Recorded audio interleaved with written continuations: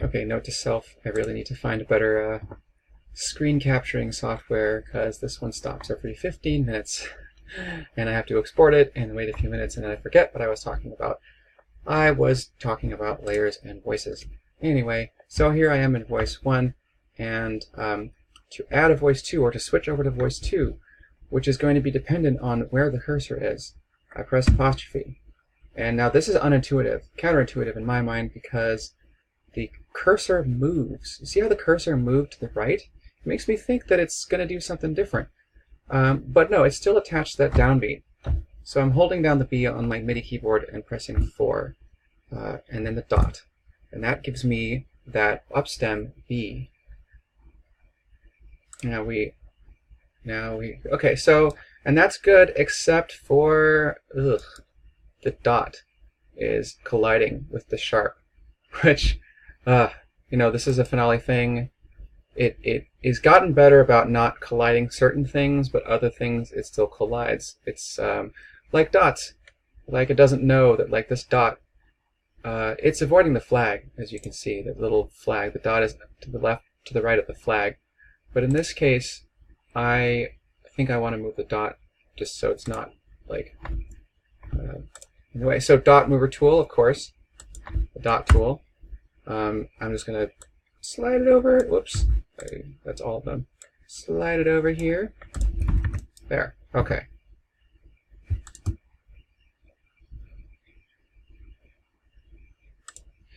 Okay, now that's very particular, but we did it right.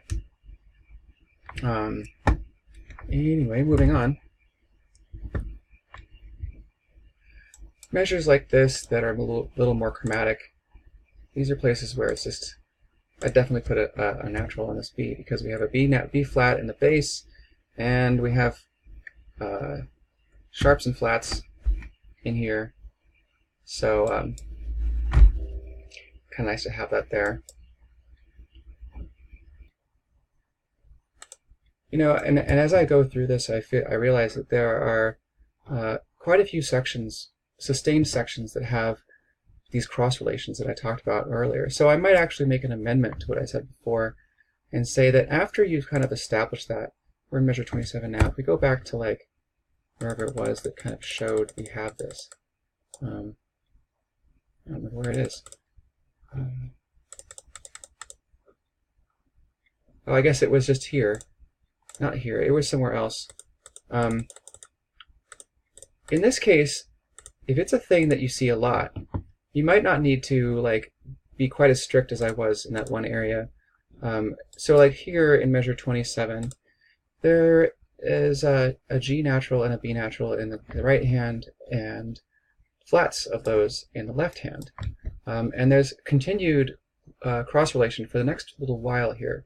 So here I might actually not bother with repeated, I'll just take that out, repeated naturals here, because I guess repeated notes are a place where you probably, it's not quite as important that you restate the cross relation or make it clear that way, because they just have to keep their hands in the same place. However, over here I would make that natural because it's a new passage, new G that hasn't been played before in this measure, and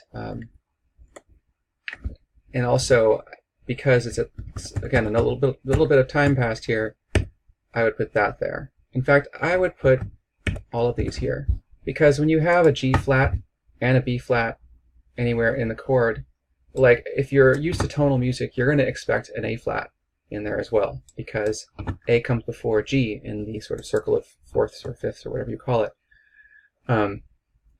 So that, to me, that says the F is like the last thing to go flat, so nobody's going to accidentally play that as an F flat. But it's easy to maybe, if you're sight reading this, again, people get lazy when they sight read, and they see figures and shapes and they kind of map that onto what they're used to playing. So if they saw that A without a natural, they might think, because there's a bunch of flats everywhere, they might think that that's an A flat. At the same time, they see this B natural, and they would probably assume that's an A natural, because it's more intuitive to play a second that sounds like a second if you see a second. So that all gets into really sort of subjective ideas around how people play and what they like to see. Again, with accompanist stuff for accompanists, they're probably not going to spend a ton of time looking at. I'm just going to generally like a little bit more than I might otherwise in terms of helping markings. Here's a place though where I probably don't need to state that A like all the time. I'm going to state it at the beginning of each measure because I really think that's necessary. But I'm not going to restate it every time it shows, even though in the left hand you see the repeated D flat, A flat figure and repeated A natural figure up here. I think I'm just going to like not clutter this too much and show that all of these are natural. Actually, I'm going to, and here's a trick. I have a chord with 4 notes in it, and I want to show all the accidentals. If you press the star key and you're not hovering over a note, it'll change all of them. See how it just inverted all of them? Now the ones that we're showing are hidden. It was the E flat was showing, now it's hidden.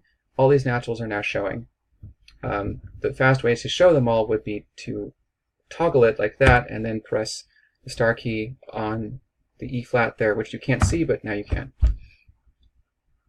And so what I'm going to do is just repeat that. I'm not going to put. The pianist will get that. It's counterintuitive, and I'm definitely going to get that. So it's counterintuitive, but it's also clear. And I'll just copy and paste that, and I'll copy and paste that. I think that's it. Same notes, right? Yeah.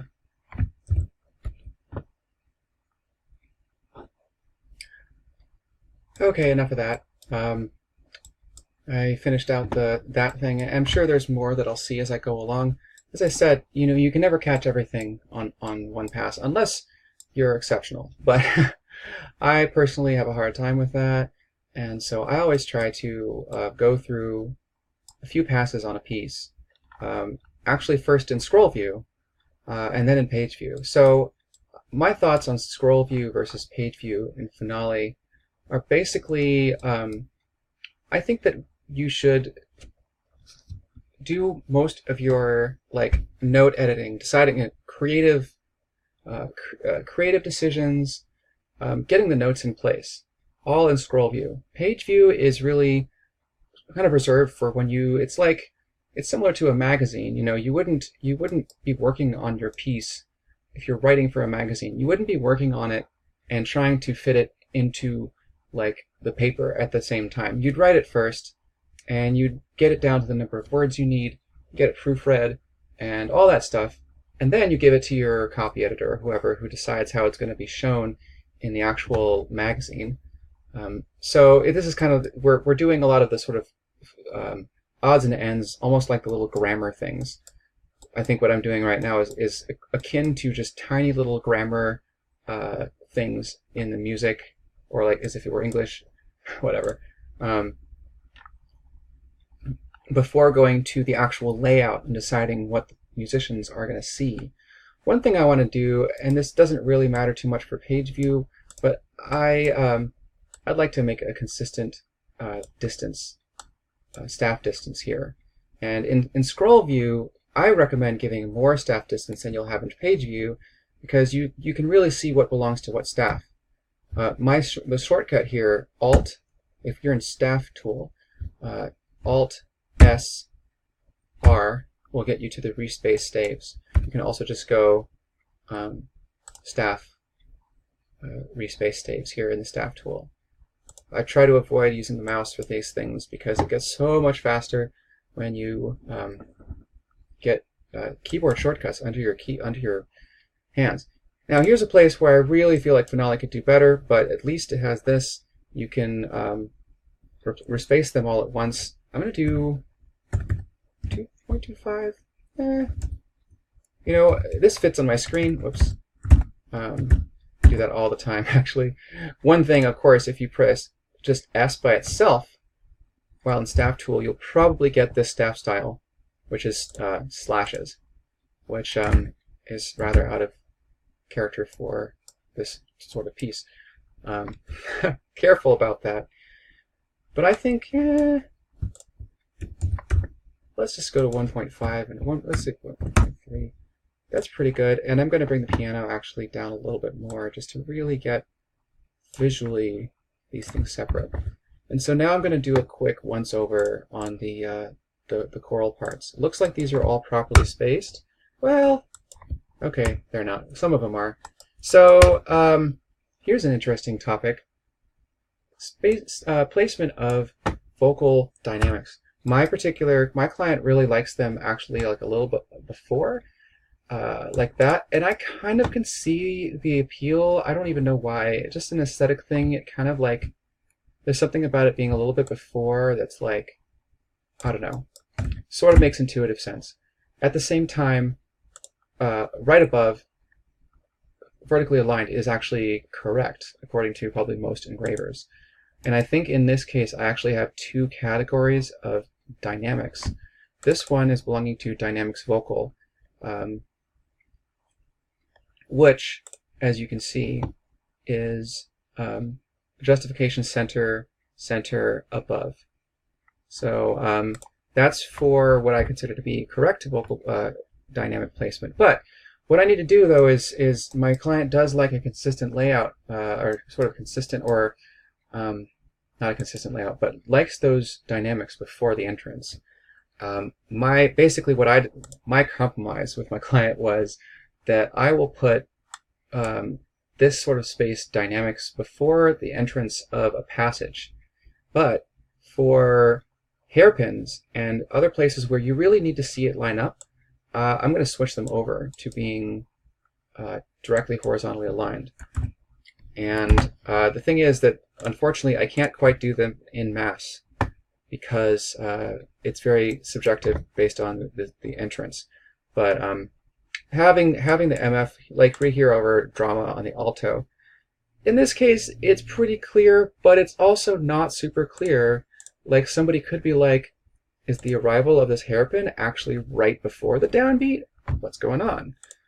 So places where you have dynamic changes over time, you definitely want that that dynamic directly above it, and that also lets you place this right too. So if you recall from earlier, if you have a hairpin that ends at that basically the hairpin terminates, the arrival is the downbeat. You want that hairpin to be all the way up to the left of that bar line. That's just the way that's just gonna be a better time for everybody, basically. So now fortunately, when you see a bunch of these all at once, you can do them in mass. I just can't do them in mass for the entire piece. See how all these MFs are ones that, well, those ones I'll keep, but these three MFs, those need to move. And I'm not going to move them manually. And I'm not going to change them manually. I'm going to use the expression change tool. But first I'm going to find out what expression I actually want. And I think that's here. Dynamic vocal adjust left is the name of the category. And that is where it's actually, this is currently in that one, and we want to change it to this one, MF here. See that? That's correct. So when you have a bunch you can do at once, thankfully we have mass changing tools, utilities, change expressions.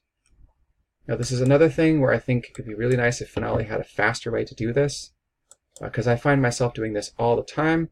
It'd be really cool if they had like a sidebar maybe, and they had like you like had the expression you wanted to change in one field and the expression you wanted to change it to in another, and then you could just highlight it and press apply or something. There are plenty of plugins that act that way.